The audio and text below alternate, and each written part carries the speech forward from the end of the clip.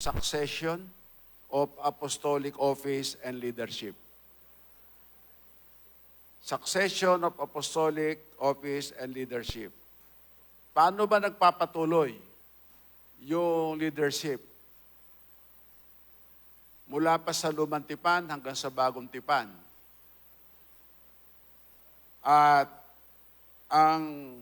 kung paano ang mga propeta bilang leader sa lumang tipan ay nagpapatuloy ang kanilang mga gawain, kanilang mga tungkuling kanilang ginampanan. Ganon din sa bagong tipan, yung mga leader. At alam naman natin, ang mga leader sa bagong tipan ay ang mga apostol. Paano nagpapatuloy? Bibilisan ko na ito kasi may isa pa akong ibabahagi sa inyo eh. Number 1, through laying on of hand of the authorized man of God. Yan ang paraan ng succession. Through the laying on of hand of the authorized man of God. Sa Old Testament, Moses to Joshua, Numbers 27:19, 20 to 23. Atin mo nang tingnan yung sinasabi ng verse. Sa Numbers 27:19 to 23.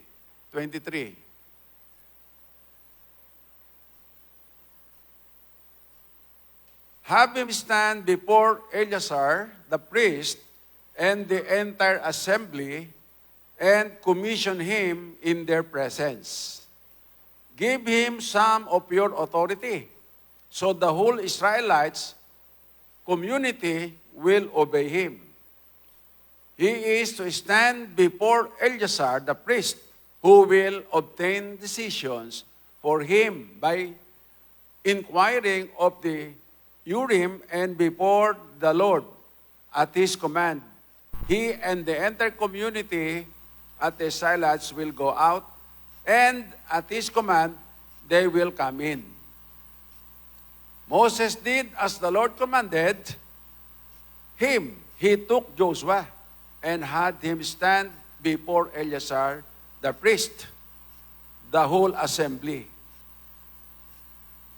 Dito sa unang katotohanan ito, ang Diyos mismo ang nag-utos. Diyos mismo ang nag-utos kay Moses na yung patungan ng kamay, si Josue. Yan mga kapatid ay hindi sariling kalooban lang ni Moses. Inutusan siya ng Diyos. Diyos din pala mismo ang may paraan ng pagpapato ng kamay. Diyos mismo eh. Inutusan niya si Josue, si Moses rather. Ngayon, ano ang reason? Bakit nga ba? Sa Joshua 1:1, after sa New King James Version, after the death of Moses, the servant of the Lord, it came to pass that the Lord spoke to Joshua, the son of Nun, Moses' assistant, saying, Moses, my servant, is dead. Now, therefore, arise, go over this Jordan, you and all these people, to the land which I am giving to them, the children of Israel. Ano ang reason ng Diyos? Bakit si Joshua ang ginawang kahalili ni Moses? Sabi ng Diyos, ang aking lingkod na si Moses, patay na. Halika, tawirin mo itong hordang ito. At pangunahan mo ang bayan sa makatwid para ampalan ng Diyos na lagi may tagapanguna. Hindi pwedeng magkaroon ng leadership vacuum. Leadership vacuum. At naalala ko tuloy, alam nyo, mayroong isang aklat na nagsasabi, ang isa sa problema sa third watch, yung tinatawag na leadership vacuum. Walang tumatayong leader. Kasi gusto lahat leader. Kaya wala talagang tunay na leader. Ngayon, number 2, Ito pala, muna sa New Testament. Muna, New Testament, bago puntahan ko number 2. Kailangan madaliin ko to para maipasok ko yung ibang sasabihin ko sa inyo eh. Ito sa New Testament, ganun din. Kaya yung paraan sa Old, paraan sa New, ng pagpapato ng kamay, nagpapatuloy na paraan. 2 Timothy chapter 1 verse 6. Ito ang sabi. 2 Timothy chapter 1 verse 6. Therefore, I remind you to stir up the gift of God which is in you through the laying on of my hands. Yung gift, yung kaloob ng Espiritu, tinatanggap sa pamamagitan ng pagpapatong ng kamay ng sugo ng Diyos.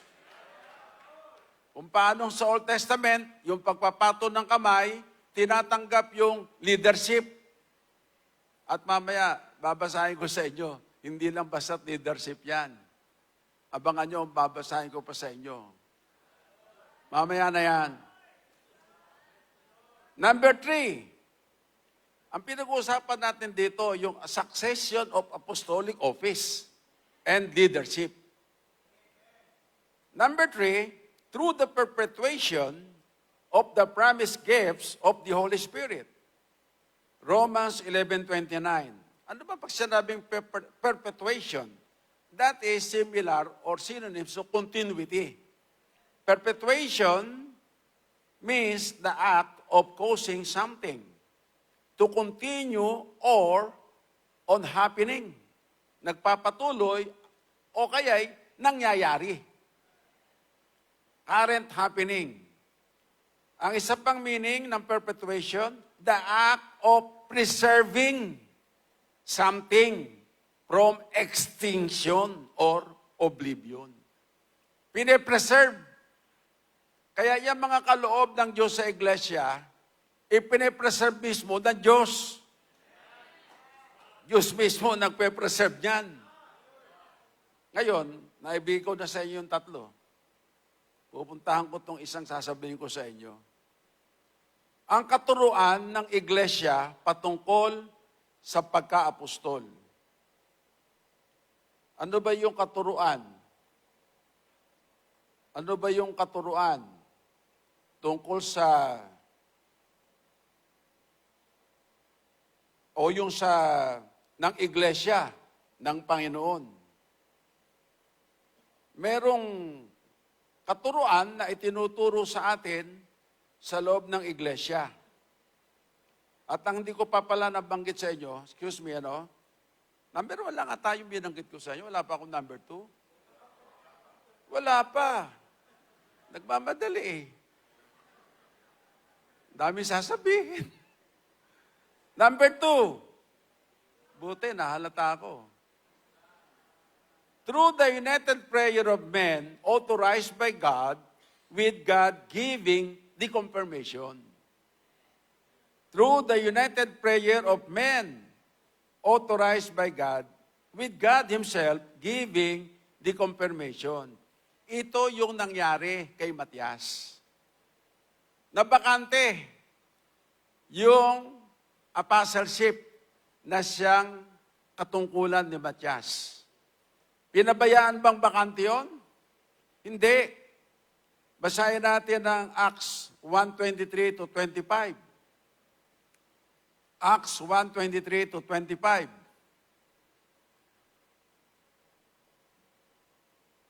Huwag mo nang ilagay natin yung purpose. Basahin mo na natin yung verse. 1:23, And they proposed to Joseph, called Barsabas, who was surnamed Justus, and Matthias. And they prayed and said, You, O Lord, who know the hearts of all, show which of these two young or to you have chosen to take part in the ministry and apostleship from which Judas by transgression fell, that might go to his own place. Nabakante Yung apostleship, yung gawain, yung tungkulin ni Matias. Alam natin ang sinasabi ng kasulatan na matay si Matias, nag-pray sila. At yan ang practice sa Old Testament. Nagkakas ng lots. Kung sino yung tamaan noon, yun ang pipili, yun ang ipapalit. At yan ang kanilang ginawa. Pero hindi lamang yun sila, basta't nagcast ng lots. Mayroong ipinakita sa kanila ang Panginoon kung sino sa dalawa. Bagamat hindi natin alam yun, kung ano talaga yun, kung paanong paraan. Basta't ang sigurado, may napili.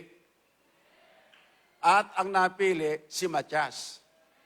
So sa mga katwid, pamamaraan ng Diyos. Ngayon, maaaring sabihin ng iba, kay Matias yun eh.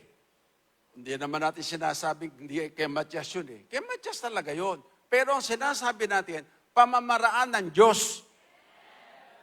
Pamamaraan pala ng Diyos. Na pagka yung unang apostol ay nawala, pinapalitan o nilalagyan ng kahalili. Hindi natin sinasabing hindi kay Matias yun, kay Matias talaga yun. Pero paraan ng Diyos pala, yung ang Diyos nagbibigay ng substitute o ng kahalili. Ngayon, eto mga kapatid, paaga ata ako doon sa number 3 eh. O yun, napaaga nga ako. Dahil nauna ko yung number 3 eh. O, eto ngayon. Pupuntahan ko itong aking isa pang sasabihin. Ang katuruan ng iglesia patungkol sa pagka-apostol, number 1, may kompletong kaloob mula sa pagka-apostol. May kompletong kaloob mula sa kaloob ng pagka-apostol. Number 2, ang tunay na iglesia ay pinangungunahan ng buhay na apostol. Pangalawang statement natin yan. At yan, hindi lang natin sinalita. Pinanindigan natin yan. Pangatlo, ang kaloob ng Espiritu sa iglesia ay hindi nagbabago. 11:29 ng Roma. Yung palang kaloob na, ulitin ko, yung palang kaloob na, kompletong kaloob na mula sa pagka-apostol, 1 Corinthians 1:7. Yun namang tunay na iglesia ay pinangunahan ng apostol, 1 Corinthians 12:28. Ang kaloob ng Espiritu, pangatlo, sa iglesia ay hindi nagbabago. Nagpapatuloy mula sa unang kaloob ng pagka-apostol hanggang sa ibang kaloob. Romans 11:29. Pinanindigan natin yan. At inilaban natin yan. Ngayon, ang tanong ito, sino ngayon? Kung wala na kayong apostol, hindi na kayo tunay na iglesia. Nawala yung inyong apostol, hindi na kompleto kaloob ninyo. Ano pa, mga kapatid? Sabi nyo, ang tunay na iglesia, pinangungunahan. Wala nang apostol, wala nang nangunguna. At ang kaloob ng Espiritu sa iglesia, hindi nagbabago. Ay wala nang apostol, hindi nagbago. At yung pangapat, sabi natin, at yan nilalaban talaga natin, ang tao namamatay, ang kaloob nagpapatuloy. Paano yun? Nang mawala na yung apostol, hindi na nagpatuloy. Wala na palang apostol. Lahat ng yan, babalik sa iyo yan. At ikaw mismo, baka makapagtanong bakit ganito yung aral namin nung una? May kompletong kaloob. Ba't ngayon, hindi na kompleto? Pangalawa, ang tunay na iglesia, pinangunahan ng buhay na apostol. Bakit wala na? Hindi na buhay. Pangatlo, ang kaloob ng Espiritu sa iglesia ay hindi nagbabago. Kompleto. Mula sa una hanggang doon sa ibang kaloob. Bakit nawala? Hindi nagbago. At pangapat, ang tao namamatay, ang kaloob nagpapatuloy. Eh ba itong namatay, wala na rin kaloob. Eh di namatay na rin pati kaloob. O yung office. Nasusundan nyo ba? Babalik lahat sa inyo yan. Gusto nyo bang balikan kayo niyan? Babalikan kayo niyan. Kung papayag ka na wala na talagang apostol, babalikan ka niyan. At yung mga, hindi lang yun una sa mga kapatid, lalong maguguluhan yan. Ang mga kaaway natin, magpipista yan. Sabi nila, wala na sila. Akala nila. Hindi sila pwedeng magpista. Hindi papayag ang Diyos ang mga bulaan magpista.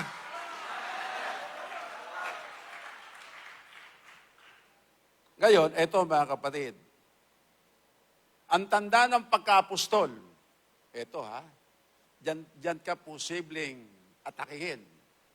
Ano daw ang tanda ng pagka-apostol? Tinawag sa tinig at liwanag. Una. Pangalawa, nag-iwan ng lahat ng sa kanya'y pakinabang. Pilipos 3:8. Pangatlo, nagtayo ng iglesyang may kabanalan. Unang Korinto 1:2. Pangapat, may pahayag ng hiwaga. Ito ngayon ang tanong. Okay, doon sa idea na nagpapatuloy, talaga nagpapatuloy yan. Kahit naman sa ibang relihiyon, nagpapatuloy yung kanilang leadership Ngayon, dito sa mga tanda ng pagka-apostol, kaya nga, itong oras na ito, this very moment, ito mga kapatid, ano ba yung tawag yan? The moment of truth. The moment of truth. Mahirap kasi yan, yung palipad hangin, na wala kang, ika nga sinabi ko na yun, wala kang scriptural basis at wala kang doctrinal basis. Sa gabing ito, scriptural basis and doctrinal basis we have. Kasi pag wala, matutulad lang tayo sa iba na nagkiklaim. Wala namang proof ang kanilang claim.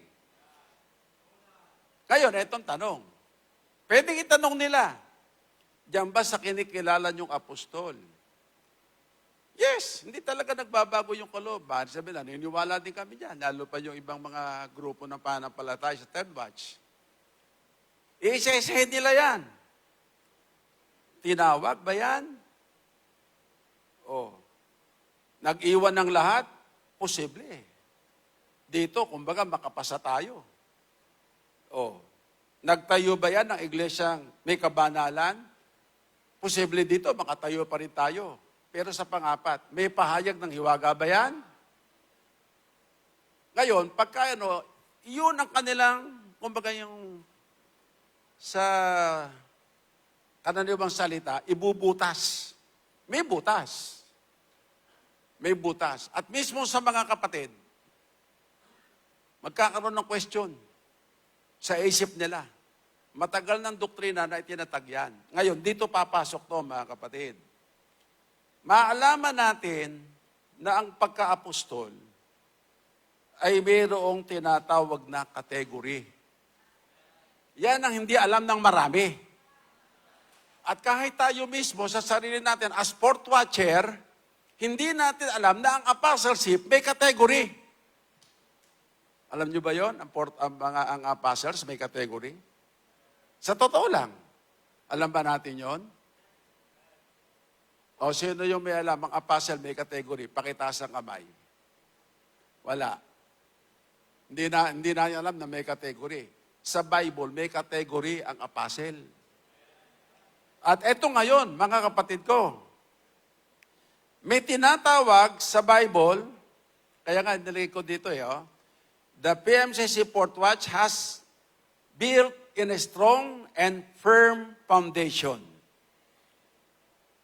At yan inilatag ng mahal na apostol. Foundation of faith, Foundation of calling. Nilatag ng mahal na apostol yan. Ngayon, ano ba yung category?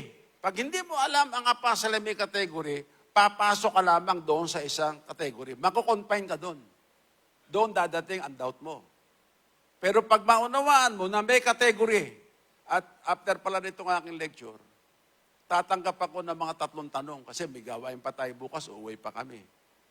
Pero tatanggap ako ng mga 3 tanong. Kaya maganda na kayong tanong at kayo rin sasagot. Pwede ba yon? Pero kung inyo naunawa ng lecture, magkaroon din kayo ng confirmation or affirmation kung naunawa nyo yung lecture. At ito lahat, biyaya ito ng Diyos. Ngayon, ito, no? Tingnan natin. May tinatawag sa Bible, mga kapatid, na foundation or founding apostles. Yan ang nagpasimula. Kaya pag sinabing foundation means, in Greek word, temeleios, something put down that is a subtraction of a building, etc. Literally or figuratively. Pag sinabing foundation, the base on which something stands. Yan kasi ang building, bukod dito sa ground, mayroon pa yung tinatawag na subtraction. Mayroon pang construction sa ilalim. Yun ang matibay. Kaya pansinin nyo lang ha, diyan sa Makati, lalo na, matataas ang building yan. Hindi ba sa ground lang yan? Malalalim. Kung mga 12 story, mayroon pa yan sa ilalim. Ngayon, kaya subtraction. Ngayon, ito mga kapatid, foundation apostles. Meron ba talagang foundation apostles? Basahin natin. Ephesians 2:20. Built on the foundation of the apostles and prophets, with Christ Jesus Himself as the cornerstone. Yan sa Christian Standard Bible, CSB. Si Christ, chief cornerstone. Ang chief cornerstone, maging sa construction, sa structure, yun yung nasa sulok. Ang purpose ng chief cornerstone, para magkaroon ng diretsong linya, alignment, isa yon. Ang isa, pampatibay. Isa sa poste niyan ay magiba o masira, babagsak ang bahay o ang building. Kinakailangan, kumpleto yan. At si Kristo ang chief cornerstone. May kasama pa rin ibang foundation. Hindi lang si Christ. Siya ang chief cornerstone. Yung ibang kaloob ay tinatawag yan na foundation. Ano ngayon nasabi? Uulitin ko ha. As God's household, ito naman sa Common English Bible, you are built on the foundation of the apostles and the prophets with Christ Himself as the cornerstone. Sa easy to read version, you are like the house that God is building for Himself. God's apostles and His prophets are like the foundation under the house. Jesus Christ is like the most important stone in the house. May mga stone yan, foundation, pero the most important is Jesus Christ. Hindi ibig sabihin, hindi na importante yung iba. Importante yun. At ang mga apostol, kasama yung ibang kaloob, ay tinatawag na foundation. Ganon din, ito nga, no? Sa Amplified Version, you are built upon the foundation of the apostles and prophets with Christ Jesus Himself as the chief cornerstone. Kaya yung foundation apostles ay tinatawag na founder o matatawag na founder pagkat sila ang nagsimula. Halimbawa, ang 12 apostol, nagsimula ng gawain sa Israel. Kaya may tinatawag na haligi. Si Santiago, si Pedro, si Juan, inaaring haligi. Si Pablo naman at si Bernabe ay sa mga hintil. Wala silang naipound doon sa Israel. Pero sila naman ay sinugo sa mga hintil. Sila ang nagsimula ng gawain doon sa mga hintil na mga bansa. Ngayon, I want you to take note, Apostle Paul was in the category of foundation and building apostle. So as our brother and apostle, Arsenio T. Ferriol.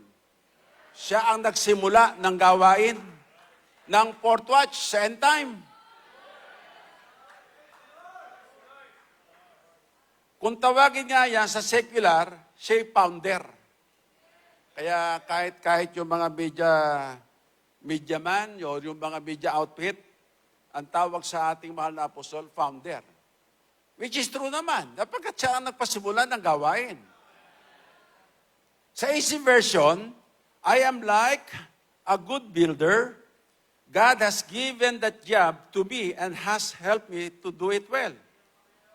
I was the person who built the foundation. Now, other people are building on that foundation, but each person must be careful how he builds. And master builder at the same time. Ang mahal na apostol ay foundational or founding apostle at the same time, he is master builder. Ang apostol Pablo ay foundation apostle sa mga Hudyo. At the same time, tinatawag niya ang sarili niya, master builder. Pero foundation apostle siya. Ngayon, ito naman building apostles. Ano naman itong building apostles? Building apostles are those who were with the foundation apostles in building the church through the gifts of the Holy Spirit. Sa Ephesians 4:11 to 12, yes, hindi sila foundational or founding apostle. Kasama sila. Ang mga taga-Epeso, mga kapatid, kasama ng mga foundational apostle. Si Pablo nagsasalita ay mayroong papalang apostol na tinutukoy sa Epeso. Tingnan natin na sinasabi sa 4:11, and he gave the apostles, the prophets, the evangelists, the shepherds, and teachers to equip the saints for the work of ministry, for building up the body of Christ. And being laid on by the hand of the foundation apostle, Romans 1:11. Pagkat ang mga apostol namamahagi ng mga kaloob. Walang sinabing ebangelista lang ang kanyang ipinamahaging kaloob, o pastor kaya, o guru kaya. Wala. Basta't mga kaloob ng Espiritu sa pamamagitan niyan, ibinabahagi sa mga kapatid. Romans 1:11, ating basahin. For I long to see you, that I may impart to you some spiritual gift, so that you may be established. Kita natin, dito, ang mga apostol, hindi basta-basta natatanggap yung kaloob. Mayroong kapamahalaan, may supervision, may guidance ng apostol. At ang mga apostol mismo ang nagbabahagi ng mga kaloob na ukol sa Espiritu.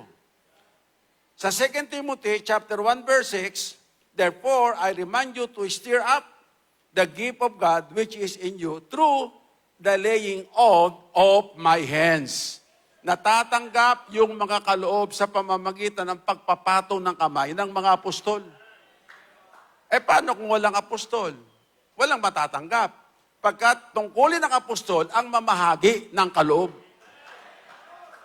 Yun ang kanyang isa sa duty. Sa pamamagitan ng kanyang pagpapatong ng kamay, natatanggap ang mga kaloob. Kaya nga sabi ni Pablo, paningasin mo ang kaloob na nasa iyo na iyong tinanggap sa pamamagitan ng pagpapatong ng aking mga kamay. Paano natanggap yung kaloob? Sa pamamagitan ng pagpapatong ng mga kamay ng apostol.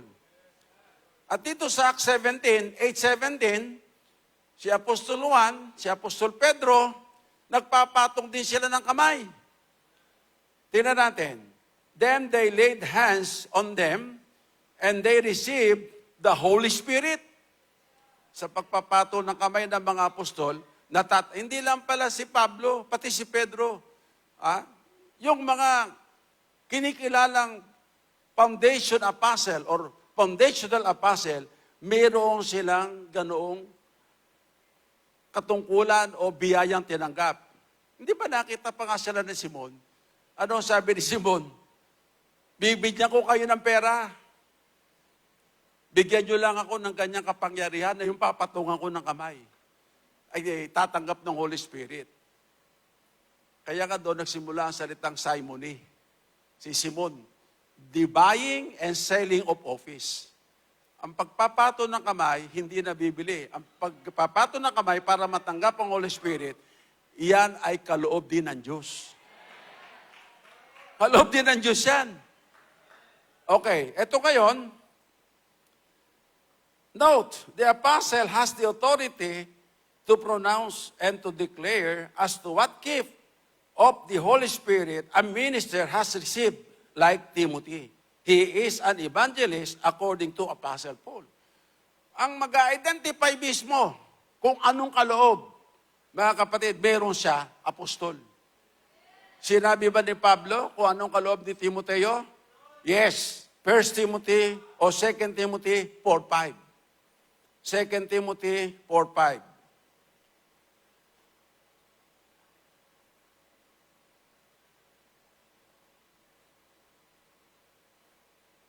Second Timothy 4:5.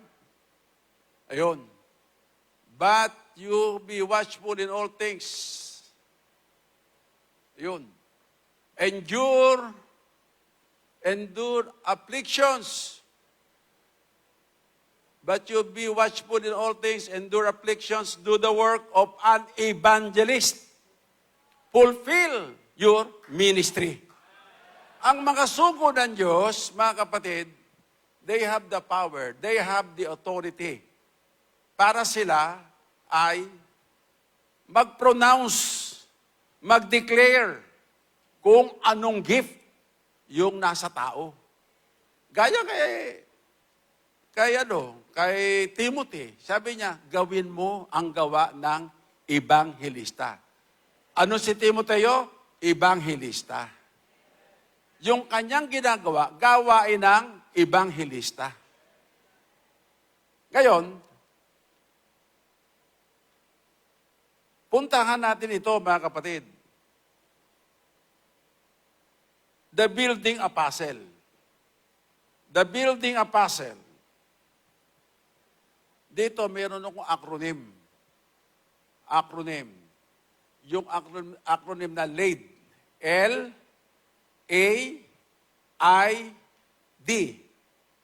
Dagdagan mo pa ng isang D. LAID. Una, gifts of building up the church is through the laying on of hands of the foundation apostle. May isang L na tayo.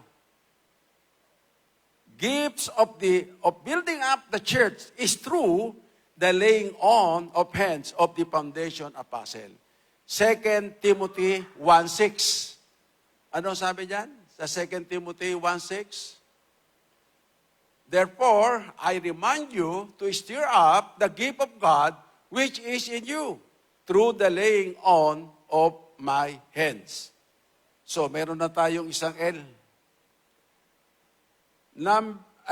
Meron akong nilagay dito Note number 1. Timothy was not an apostle, but he received the gift of the evangelist through the laying on of hand of the Apostle Paul. Natanggap niya yung kaloob sa pamamagitan ng pagpapato ng kamay. Sapagkat si Timothy hindi apostol, evangelist, sinabi ni Pablo, gawin mo ang gawa ng evangelista. Ay kung si Timothy tinawag sa pagka-apostol, anong sasabihin niya? Gawin mo ang gawa ng apostol. Evangelist yun Hindi naman siya apostol Pero, wala kaya? si Apostol Pablo na patungan na ginawang apostol? Tanong, wala kaya? Sasabihin nila, wala sa Bible eh. Wala naman sa Bible na ang pinatungan niya wala rin sa Bible na hindi siya nagpatong. Tabla lang. Wala naman sa Bible na hindi siya nagpatong ng apostol. May nababasa ba tayo, hindi siya nagpatong sa apostol? Wala. Oh, break even. Tabla lang yan. Pero yon, wag kukunin yung ganong example.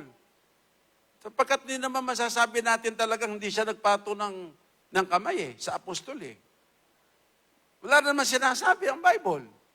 Bakit evangelista si Pablo, si Timothy? Yun ang gift niyang tinanggap eh. Gawin mo ang gawa ng evangelista. Kaya sabi niya, do the work of an evangelist. Okay. So, continuation to ng aking sentence, Timothy was not an apostle, but he received the gift of the evangelist through the laying on of the apostle Paul, including the building apostle. At dito makikita natin na marami palang mga tinawag din sa pagka-apostol, bukod ka na Pablo. Hindi niya sinasabi, kami lang yan, wala nang sasali ha. Kami lang. Hindi nga si Apostol Pablo mismo nagsabi, naglagay ang Diyos sa iglesia. Ang sinulatan niya, mga taga-Epeso. Hindi niya sinulatan dito yung mga Jews, na Jewish church, hindi. Ang sinulatan niya, hindi Jewish churches, Ephesian church yan. At ano ang sabi niya? Ephesians 4:11-12 sa Amplified Version, and his gifts were varied. He himself appointed and gave men to us. Some to be apostles, special messengers. Some prophets, inspired preachers, and expounders. Some evangelists, preachers of the gospel, traveling missionaries. Some pastors, shepherds of the saints. His consecrated people that they should do the work of ministry toward building up Christ's body. Mayroong mga iba't ibang kaloob, pero hindi nagsimula sa ebangelista. Hindi nagsimula doon sa pastor sa guro lang. May kaloob pa rin ng apostles. Hindi monopolize sina Apostol Pablo, sila lang apostol. May mga kaloob na apostol sa ibang mga Gentile churches. Sa ESV, and he gave the apostles, the prophets, the evangelists, the shepherds, and teachers to equip the saints of the work of ministry for building up the body of Christ. Take note of that. Ano sinasabi? Yung binigyan ng mga kaloob, apostol, propeta, for building up. Yan ang sinasabi ng kasulatan. At sa Christian Standard Version, and he himself gave some apostles, some prophets, some evangelists, some pastors and teachers to equip the saints for the work of ministry to build up the body of Christ. Inuulit-ulit Yung palang mga apostol ay nagpapatibay to build up the body of Christ. Note number 2, in the laying on of hands, the one who is laying his hand is giving his authority to the one upon whom he has laid his hands. Yan palang pagpapato ng kamay, that is as good as you are giving the authority. You are delegating your authority. Hindi mo naman pwedeng ipatong kami mo na wala kang karapatan. Magkakakarapatan nyo, wala. Ikaw nga mismo, wala. Hindi pwede yun. At iyan ang ginawa ni Moises. Nung utusan siya ng Diyos, patungan ng kamay. Diyos mismo ang nagsabi. Tingnan natin. Ito, lalo kayo maliliwanagan. Yung karapatan ni Moises, yung katungkulan ni Moises, hindi hiwalay sa pagpapato ng kamay yun. Yung pagpapato ng kamay, yun ay manifestation na ang power, ang authority, ang commissionship, binibigay sa kanya. Basahin natin. Sa Easy Version, Numbers 27:22 to 23. Moses did as the Lord told him.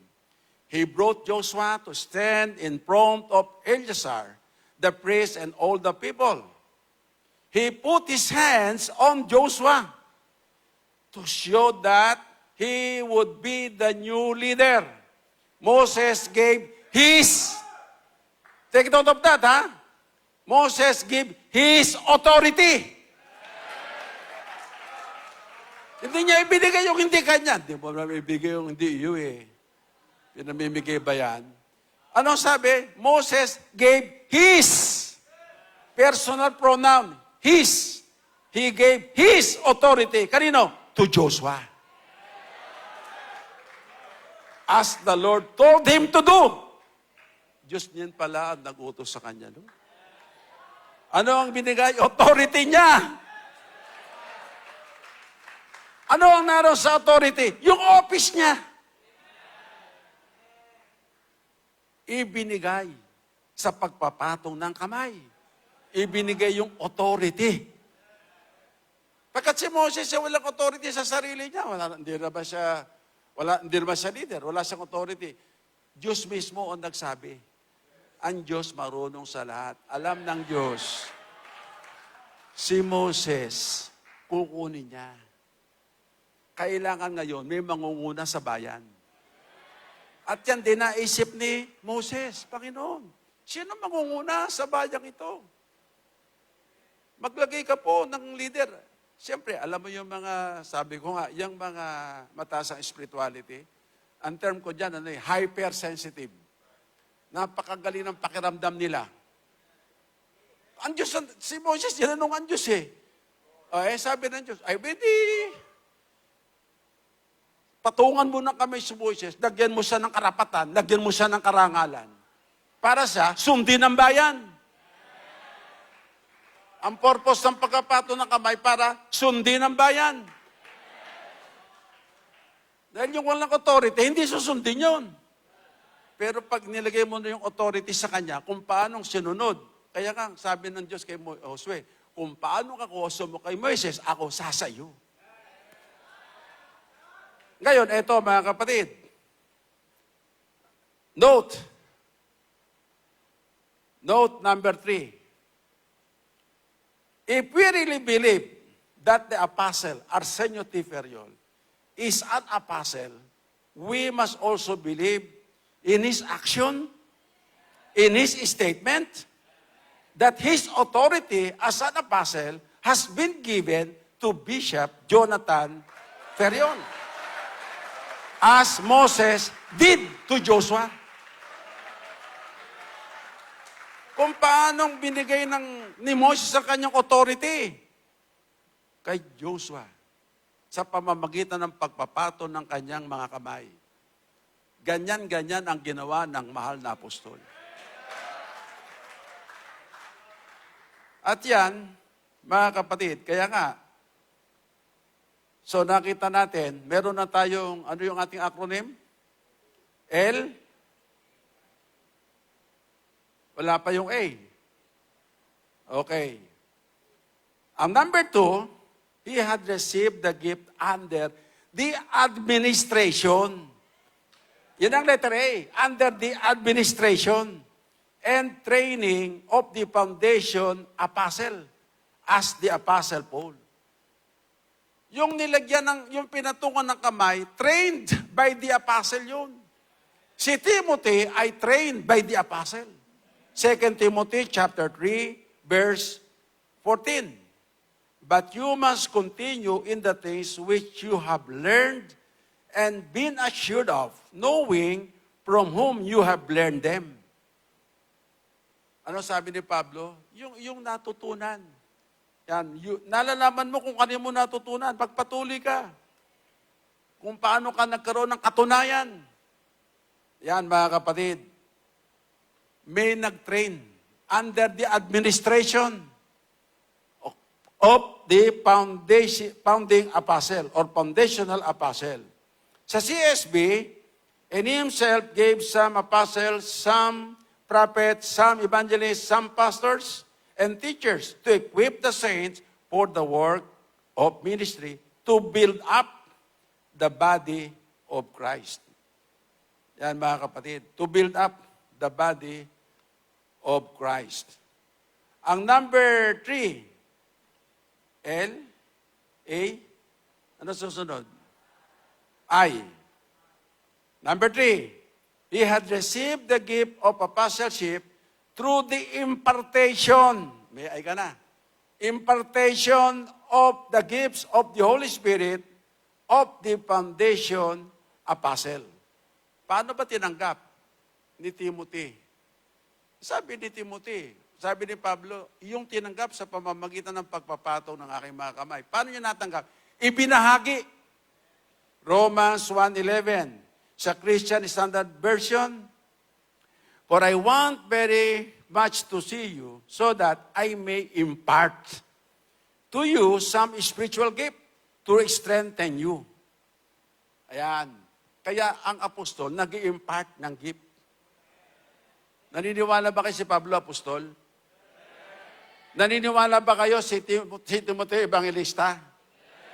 Naniniwala ba kayo kaya siya nag-evangelista, pinatungan ng kamay? Naniniwala ba kayo ibinahagi ng apostol? Oh, yun ang sabi ng Bible eh. So, meron na tayong I. Punta na tayo sa letter D. Kaya, hindi mahirap tandaan yan eh. Lead. Ano ang letter D?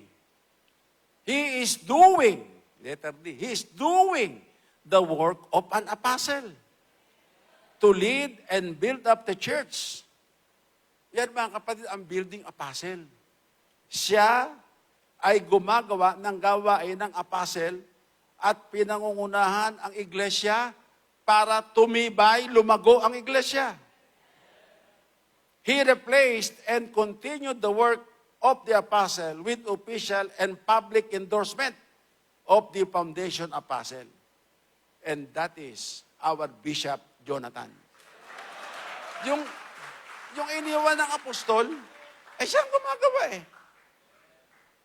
Siyang gumagawa. Kaya ang isang apostol, ang mga building apostle, pinagpapatuloy yung pinasimulan ng apostol.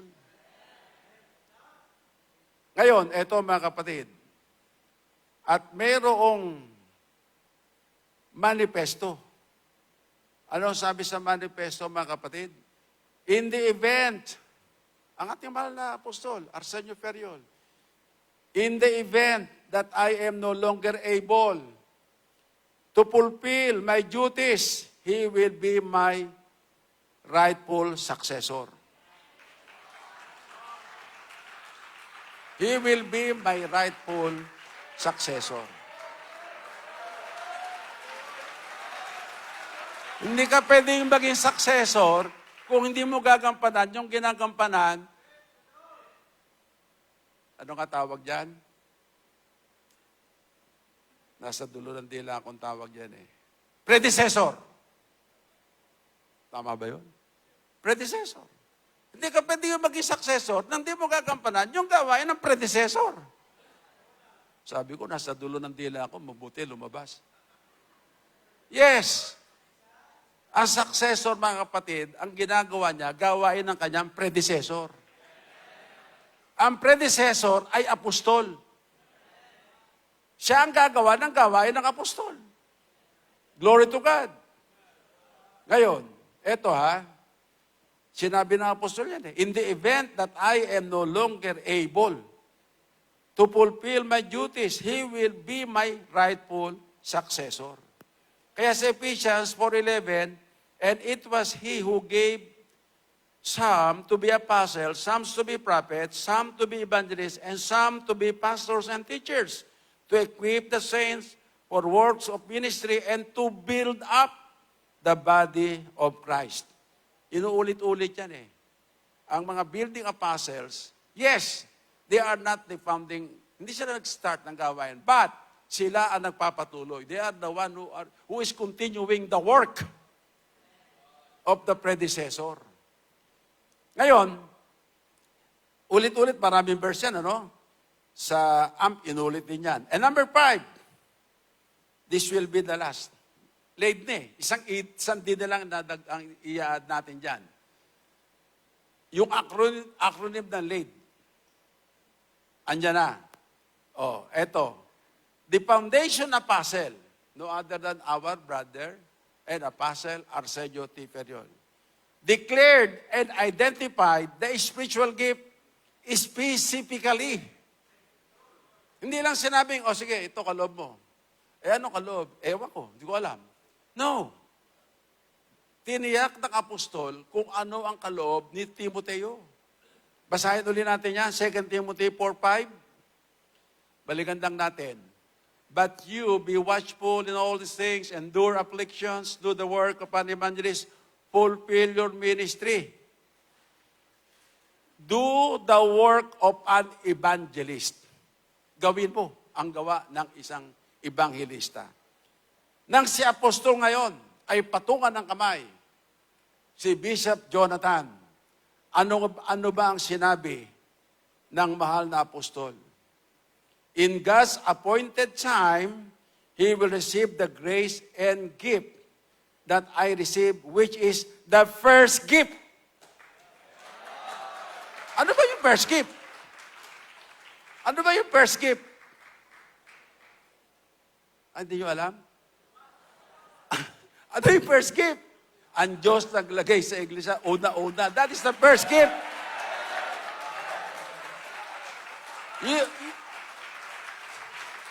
Yan ang sabi ng apostol, first gift.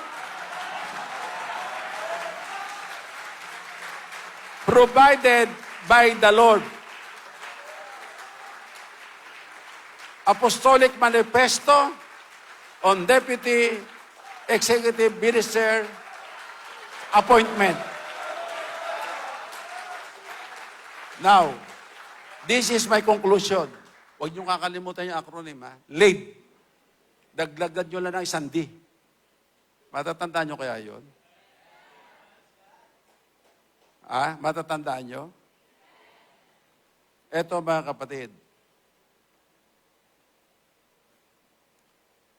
In the light of the Scripture and profound doctrinal truth, Bishop Jonathan S. Ferriol is certainly an apostle of Jesus Christ. And as a genuine port watcher, we wholeheartedly accept his apostleship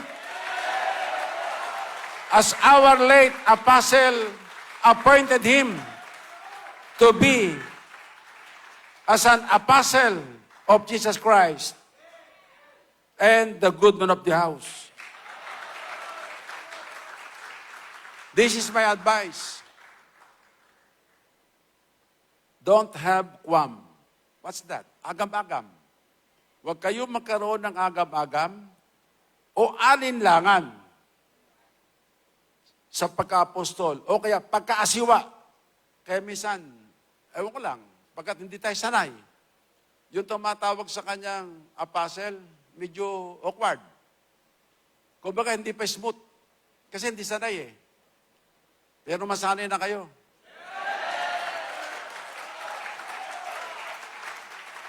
Para hindi awkward.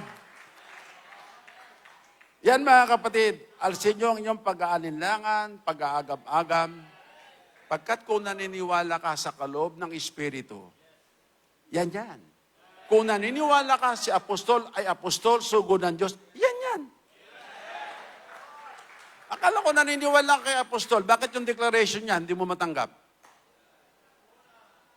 Kung hindi naniniwala.